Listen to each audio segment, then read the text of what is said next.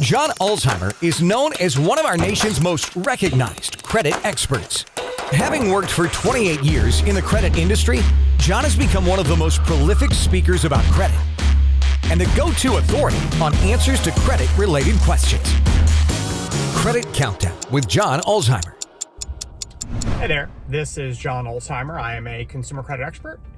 Spent time at FICO and Equifax, and today I'm going to talk a little bit about how you can help your kids to establish and build credit. Why is this a big deal? Well, look, let's be real honest. No one teaches anyone how to do this in school, right? It's not common in any academic setting. It's not common in high school. It's not common in college.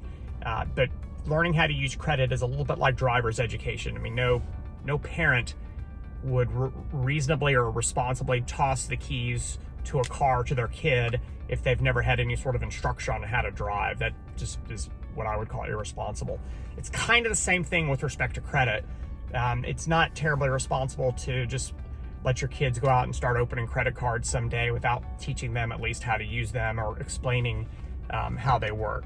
So that's what we're going to do today. We're going to talk a little bit about some of the best practices as it pertains to helping your kids to build credit. And this is a big deal because the Card Act of 2009 restricted banks from opening accounts, credit card accounts for people who are under 21 unless they had a job or a cosigner. So what it effectively did is that it delayed the start of establishing credit for 3 years for people unless they had a cosigner or a job. I mean, nothing magical happens at 21. You don't all of a sudden through osmosis learn how to use credit. But delaying it for 3 years is problematic because building credit is an important part of establishing a solid credit score. So the challenge here is what is a responsible way to do this for your kid? So there are a couple ways to do this. Number one is the way I did it back in the dark ages, which is my father added me as an authorized user on one of his credit card accounts. And in fact, he added me as an authorized user on a card that he had opened like decades prior. And the practical impact of that is the credit card issuer reported that account to my credit reports, and it actually established a credit report for me and also an account on the credit report. I don't know that I ever used the card. I may have, I don't know, I just don't remember. But what it did is it helped to start to build that credit report. And then from there, I started to get credit card offers from other credit card issuers. And then I was able to open credit cards from time to time. And then, 3.5 decades later, I've got a full and complete credit report. So the authorized user strategy is a fantastic way. It's like a credit card with training wheels.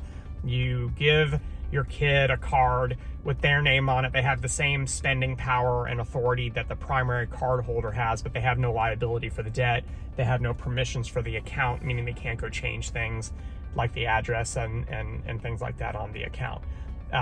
Co-signing is another option. Don't really like this option because co-signing is kind of misnamed.